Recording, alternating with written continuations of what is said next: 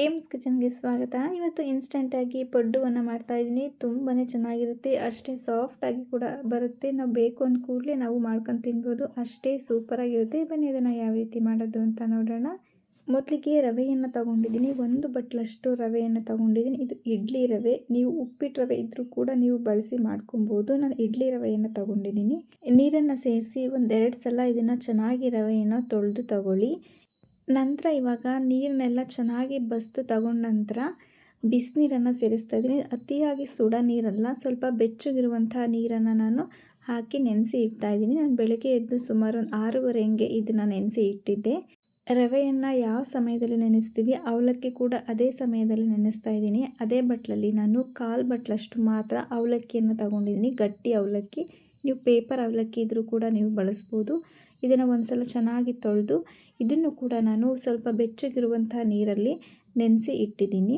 ಎರಡನ್ನು ಕೂಡ ಅರ್ಧ ಗಂಟೆ ನೆನೆಸಿ ಇಡಬೇಕು. ಇದಾದ ನಂತರ ಇವಾಗ ಈರುಳ್ಳಿ, ಕ್ಯಾರೆಟ್ ಮತ್ತು ಕೊತ್ತಂಬರಿ ಸೊಪ್ಪನ್ನು ಕಟ್ ಮಾಡಿ ತಗೊಂಡಿದ್ದೀನಿ. ಇವಾಗ ನಾವು ನೆನೆಸಿದ್ವಲ್ಲ ಅವಲಕ್ಕಿ, ನೋಡಿ ತುಂಬ ಚೆನ್ನಾಗಿ ನೆಂದಿದೆ. ಇವಾಗ ಅದು ಕೈಯಲ್ಲಿ ಮುಟ್ಟಿದ್ರೆ ಸ್ಮ್ಯಾಶ್ ಆಗಬೇಕು, ಆ ರೀತಿ ನಾವು ಚೆನ್ನಾಗಿ ನೆನೆಸ್ಕೋಬೇಕು. ನೋಡಿ ರವೆ ಕೂಡ ತುಂಬ ಚೆನ್ನಾಗಿ ನೆಂದಿದೆ. ಇವಾಗ ರವೆಯನ್ನು ಬಿಸಿನೀರಲ್ಲೇ ಹಾಕಿ ನೆನೆಸ್ಬೇಕು ಅಂತ ಏನಿಲ್ಲ, ನೀವು ತಣ್ಣೀರಲ್ಲಿ ಹಾಕಿ ಇನ್ನೂ ಒಂದು 10 ನಿಮಿಷ ಜಾಸ್ತಿ ಟೈಮ್ ನೆನೆಸಿದ್ರೆ ಸಾಕು, ಅಷ್ಟೇ. ಈಗ ರವೆಯನ್ನು ಸ್ವಲ್ಪ ನೀರನ್ನು ಬಸ್ತು ನಾನು ರವೆಯನ್ನು ಮಿಕ್ಸಿ ಜಾರಿಗೆ ಸೇರಿಸಿ ರುಬ್ತಾ ಇದ್ದೀನಿ. ಅಂದರೆ ಜಾಸ್ತಿ ನಾವು ನಯಸ್ಸಾಗಿ ರುಬ್ಬಾರ್ದು, ಸ್ವಲ್ಪ ಒಂದು ರೌಂಡ್ ಹೊಡಿಸ್ಬೇಕು ಅಷ್ಟೇ. ಅದು ಸ್ವಲ್ಪ ತರ್ತರಿಯಾಗೇ ಇರಬೇಕು, ಆ ರೀತಿ ನಾವು ರುಬ್ಕೋಬೇಕು. ಪೂರ್ತಿ ನಾವು ಜಾಸ್ತಿ ನಾವು ದೋಸೆ ಹಿಟ್ಟೆ ಎಲ್ಲ ರುಬ್ತೀವಲ್ಲ ಆ ರೀತಿ ರುಬ್ಬಾರ್ದು. ಇವಾಗ ಅದೇ ಜಾರಿಗೆ ಅವಲಕ್ಕಿಯನ್ನು ಸೇರಿಸ್ತಾ ಇದ್ದೀನಿ. ಇದಕ್ಕೆ ನೀರು ಹಾಕ್ತಲೇ ರುಬ್ಕೊಂಬನ್ನಿ. ಅದು ಏನಾದ್ರು ರುಬ್ಬಕ್ಕಾಗಲಿಲ್ಲ ಅಂದರೆ ಸ್ವಲ್ಪ ನೀರು ಹಾಕಿದ್ರೆ ನಯಸ್ಸಾಗಿ ರುಬ್ಕೊಂಬನ್ನಿ. ನೋಡಿ ಇವಾಗ ರುಬ್ಬಿದ್ದಾಗಿದೆ. ಇವಾಗ ಸ್ವಲ್ಪ ರುಚಿಗೆ ತಕ್ಕಷ್ಟು ಉಪ್ಪು ಮತ್ತು ಸ್ವಲ್ಪ ಸೋಡಾವನ್ನು ಸೇರಿಸ್ತಾ ಇದ್ದೀನಿ. ಯಾಕೆಂದರೆ ಇನ್ಸ್ಟೆಂಟಾಗಿ ಮಾಡ್ತಾ ಇರೋದ್ರಿಂದ ಮೊಸರನ್ನು ಬಳಸ್ತಾ ಇಲ್ಲ. ಮೊಸರನ್ನು ಹಾಕಿದರೆ ಸೋಡಾ ಹಾಕೋ ಅವಶ್ಯಕತೆ ಇಲ್ಲ, ಅದಕ್ಕೋಸ್ಕರ ಸ್ವಲ್ಪ ಹಾಕ್ತಾಯಿದ್ದೀನಿ. ಈಗ ಕ್ಯಾರೆಟು, ಈರುಳ್ಳಿ ಮತ್ತು ಕೊತ್ತಂಬರಿ ಸೊಪ್ಪನ್ನು ಸೇರಿಸಿದ್ದೀನಿ. ನೀವು ಸಬ್ಬಕ್ಕಿ ಸೊಪ್ಪನ್ನು ಕೂಡ ನೀವು ಬಳಸ್ಕೊಬೋದು, ಅದು ಫ್ಲೇವರ್ ತುಂಬಾ ಚೆನ್ನಾಗಿರುತ್ತೆ ಪಡ್ಡುಗೆ. ಇವಾಗ ಎಲ್ಲನೂ ಕೂಡ ಚೆನ್ನಾಗಿ ಮಿಕ್ಸ್ ಮಾಡ್ಕೊತಾ ಇದ್ದೀನಿ. ಎಲ್ಲ ಸೊಪ್ಪನ್ನು ಕೂಡ ಎಲ್ಲ ಟೈಮಲ್ಲಿ ಇರೋದಿಲ್ಲ, ಮನೆಯಲ್ಲಿ ಯಾವುದು ಇರುತ್ತೆ ಅದನ್ನು ಹಾಕಿ ಉಪಯೋಗಿಸಿ ಮಾಡ್ತಾಯಿದ್ದೀನಿ. ಇವಾಗ ಎಲ್ಲನೂ ಕೂಡ ಒಮ್ಮೆ ಚೆನ್ನಾಗಿ ಕೈಯಲ್ಲೇ ಮಿಕ್ಸ್ ಮಾಡ್ಕೊಳ್ಳಿ.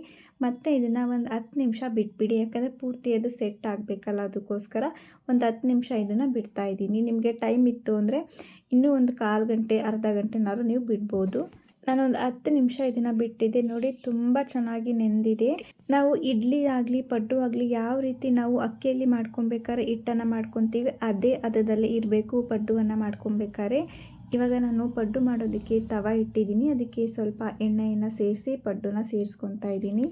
ಇನ್ಸ್ಟಂಟಾಗಿ ತುಂಬಾ ಚೆನ್ನಾಗಿರುತ್ತೆ, ನೀವು ಕೂಡ ಖಂಡಿತ ಒಮ್ಮೆ ಟ್ರೈ ಮಾಡಿ ನೋಡಿ. ನಾನಿವಾಗ ಅದನ್ನು ಪ್ಲೇಟನ್ನು ಕ್ಲೋಸ್ ಮಾಡಿ ಮೀಡಿಯಮ್ ಫ್ಲೇಮ್ ಕೊಟ್ಟು ನಾನು ಬೇಯಿಸ್ಕೊತಾ ಇದ್ದೀನಿ. ಯಾಕೆಂದರೆ ರವೆ ತುಂಬ ಬೇಗ ಬೇಯೋದಿಲ್ಲ, ಸ್ವಲ್ಪ ಟೈಮ್ ತಗೊಳುತ್ತೆ.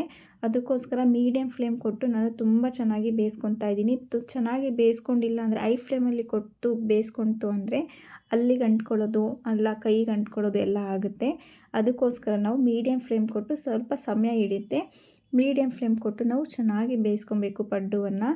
ಐ ಫ್ಲೇಮ್ ಕೊಟ್ಟು ಅಂದರೆ ಮೇಲೆಲ್ಲ ಬೇಗ ಬೇಯುತ್ತೆ, ಒಳಗೆ ಬೇಯೋದಿಲ್ಲ. ಹಾಗಾಗಿ ಮೀಡಿಯಮ್ ಫ್ಲೇಮ್ ಕೊಟ್ಕೊಂಡೆ ನಾವು ಇದನ್ನು ಮಾಡ್ಕೊಬೇಕು. ನೋಡಿ ಇವಾಗ ನಾನು ಈ ಥರ ಉಲ್ಟ ಮಾಡಾದ್ಮೇಲೂ ಕೂಡ ತುಂಬ ಸಲ ಉಲ್ಟ ಮಾಡಿ ಬೇಯಿಸ್ಕೊಂಡಿದ್ದೀನಿ ನಾನು. ತುಂಬ ಚೆನ್ನಾಗಿ ಬೇಯಿಸ್ಕೊಬೇಕು. ಪಡ್ಡು ಇನ್ಸ್ಟೆಂಟಾಗಿ ಮಾಡ್ತಾ ಇರೋದ್ರಿಂದ ಬೇಗ ಬೇಯೋದಿಲ್ಲ. ತುಂಬ ಚೆನ್ನಾಗಿ ಬೇಯಿಸ್ಕೊಂಡ್ರೆ ತುಂಬಾ ಚೆನ್ನಾಗಿರುತ್ತೆ ಟೇಸ್ಟ್. ಮೀಡಿಯಮ್ ಫ್ಲೇಮಲ್ಲೇ ನಾನು 1/4 ಗಂಟೆ ಬೇಯಿಸ್ಕೊಂಡಿದ್ದೀನಿ. ತುಂಬ ಚೆನ್ನಾಗಿ ನೋಡಿ ಕಲರ್ ಕೂಡ ಬದಲಾಗಿದೆ, ಇದು ಕೂಡ ಬೆಂದಿದೆ. ಇವಾಗ ತೆಗ್ದು ಇಟ್ಕೊತಾ ಇದ್ದೀನಿ. ರೆಡಿಯಾಗಿದೆ ನೋಡಿ, ಇವಾಗ ತುಂಬ ಚೆನ್ನಾಗಿ ಬಂದಿದೆ, ಅಷ್ಟೇ ಸಾಫ್ಟಾಗೂ ಕೂಡ ಬಂದಿದೆ. ಚಟ್ನಿ ರೆಸಿಪಿಯನ್ನು ವಿಡಿಯೋ ಎಂಡ್ ಸ್ಕ್ರೀನಲ್ಲಿ ಹಾಕಿರ್ತೀನಿ, ದಯವಿಟ್ಟು ಹೋಗಿ ಚೆಕ್ ಮಾಡಿ ನೋಡಿ. ಈ ವಿಡಿಯೋ ಖಂಡಿತವಾಗ್ಲೂ ಇಷ್ಟವಾಗಿದೆ ಅಂತ ಅಂದ್ಕೊಂಡಿದ್ದೀನಿ. ಇಷ್ಟ ಆಗಿದರೆ ಸಬ್ಸ್ಕ್ರೈಬ್ ಮಾಡಿ, ಲೈಕ್ ಮಾಡಿ. Thank you for watching.